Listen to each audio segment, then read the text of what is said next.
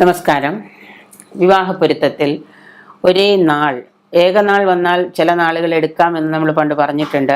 ഇവിടെ ഒരേ നാൾ വന്നാൽ, ഒരേ പാദം വന്നാൽ, ഒരേ നാളിൽ ഒരേ പാദം വന്നാൽ, ഇപ്പോൾ ഉദാഹരണം മകയിരം ഒന്നാം പാദവും മകയിരം രണ്ടാം പാദവും ഇങ്ങനെ ഒരേ നാൾ ഒരേ പാദം വന്നു കഴിഞ്ഞാൽ ദോഷമാണോ ഗുണമാണോ ജാതകം ചേർക്കാൻ പറ്റുമോ എന്നുള്ളത് ഈ ഫോൺ ചെയ്ത് 24 മണിക്കൂറും കോൾ ചെയ്ത് ചോദിക്കുന്ന സമയത്തിന് ഇങ്ങനെയുള്ള വീഡിയോകളൊക്കെ കണ്ടിട്ട് നമ്മളത് ചേരാൻ പറ്റുമോ പറ്റില്ല എന്നുള്ളത് കൂടെ നമ്മളൊന്നൊരു ഡിസിഷൻ എടുക്കാം. അതായത് രോഹിണി, തിരുവാതിര, മകം, വിശാഖം, പൂയം, അത്തം, രേവതി, ഉത്രട്ടാതി ഈ നക്ഷത്രങ്ങളിൽ സ്ത്രീ പുരുഷന്മാരുടെ നക്ഷത്രമായാലും വ്യത്യസ്ത പാദങ്ങളായിരിക്കണമെന്ന് പറയുന്നുണ്ട്. അതായത് ഒന്നുകൂടെ കേൾക്കാം. രോഹിണി നക്ഷത്രം, തിരുവാതിര, മകം, വിശാഖം, പൂയം, അത്തം, രേവതി, ഉത്രട്ടാതി ഇതിൽ ഒരേ പാദത്തിൽ വരുന്ന, ആദ്യം ഒന്നാം പാദത്തിൽ വരുന്നവരാണെങ്കിൽ വിവാഹം കഴിക്കുന്നവരും ഒന്നാം പാദത്തിൽ പെടുന്നവരായിരിക്കരുത്. അത് വേറെ പാദത്തിൽപ്പെട്ടവരായിരിക്കണം, വ്യത്യസ്ത പാദങ്ങളായിരിക്കണം.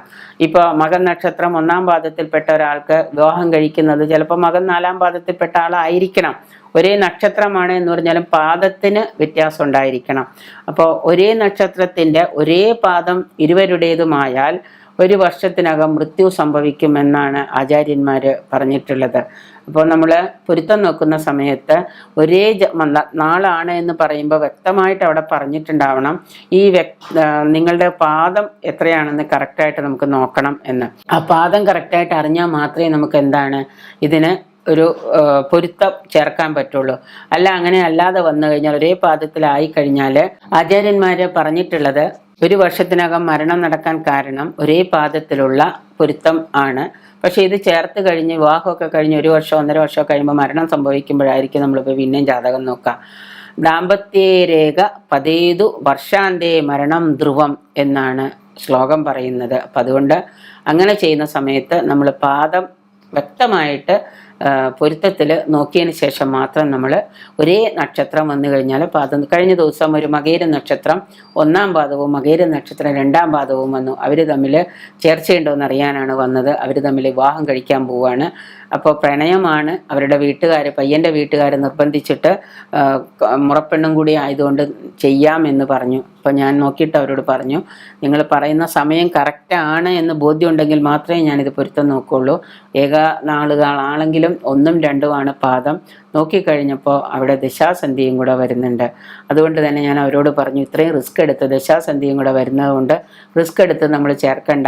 1 മിനിറ്റ് അങ്ങോട്ടോ ഇങ്ങോട്ടോ നിങ്ങൾ പറയുന്നതിനേക്കാൾ മാറിക്കഴിഞ്ഞാൽ ചിലപ്പോൾ 2-ാം പാദം എന്നുള്ളത് 1-ാം പാദം തന്നെ ആവാം. അറിഞ്ഞുകൊണ്ട് നമ്മളെ കുട്ടികളെ കൊലയ്ക്ക് കൊടുക്കണ്ട. നമുക്കിത് വേണ്ടാന്ന് വെച്ചാൽ പോരെ എന്ന് ചോദിച്ചപ്പോൾ അവർ പറഞ്ഞു, മുറപ്പെണ്ണ ആയതുകൊണ്ട് മാത്രം ഞങ്ങൾ ചോദിച്ചതാണ്, താല്പര്യമില്ലെങ്കിൽ ദശാസന്ധി വരുന്നുണ്ടെങ്കിൽ നമുക്ക് വേണ്ട എന്ന് പറഞ്ഞു. 5 വർഷം കഴിയുമ്പോൾ ദശാസന്ധി വരുന്നുണ്ട്. അപ്പോൾ ഏകനാളാകുമ്പോൾ 1 വർഷം കഴിഞ്ഞാൽ മരണം സംഭവിക്കാം. അല്ല 5 വർഷം കഴിഞ്ഞാൽ ദശാസന്ധി കൊണ്ട് വിട്ടുപിരിയേണ്ട കാലം വരും. അപ്പോൾ അതുകൊണ്ട് അത് വേണ്ട എന്ന് തന്നെ നമ്മൾ പറഞ്ഞ് ഒഴിവാക്കി വിട്ടു. അങ്ങനെ ചില കാര്യങ്ങൾ ഒഴിവാക്കാൻ വയ്യ എന്ന് വരുന്ന ആ പൃച്ഛകനും അവരുടെ ആളുകളും ബന്ധുക്കളും പറഞ്ഞാലും നമ്മൾ പഠിച്ചിട്ടുള്ള അറിവും കാര്യങ്ങളും വെച്ച് അത് ചിലപ്പോൾ ഒഴിവാക്കാൻ പറയുന്നത് കൊണ്ട് ദോഷമൊന്നുമില്ല. ഇപ്പോൾ ഒഴിവാക്കുമ്പോൾ ഉണ്ടാകുന്ന സങ്കടമൊന്നും നാളെ ഒരാൾ വിട്ടു പോകുമ്പോൾ ഉണ്ടാവില്ല. കാരണം ആൾ വിട്ടു പോകുമ്പോൾ അനുഭവിക്കേണ്ടി വരുന്ന വിയോഗ ദുഃഖം എന്ന് പറയുന്ന വലിയ ദുഃഖം. ഇപ്പോൾ ഉണ്ടാകുന്ന സങ്കടമൊന്നും ചിലപ്പോൾ നമുക്ക് മറക്കാൻ പറ്റും. അപ്പോൾ ഉണ്ടാകുന്ന സങ്കടം ചിലപ്പോൾ മറക്കാൻ പറ്റില്ല. ചിലപ്പോൾ 1 വർഷത്തിനുള്ളിൽ ഒരു കുഞ്ഞായി കഴിഞ്ഞിട്ടായിരിക്കും സംഭവിക്കുക. അപ്പോൾ അതുകൊണ്ട് അത് തീർച്ചയായിട്ടും ദശാസന്ധി ദോഷം പോലെ തന്നെ ഒരേ പാദത്തിലുള്ള വിവാഹപ്പൊരുത്തം നമ്മൾ എടുക്കാതിരിക്കുക.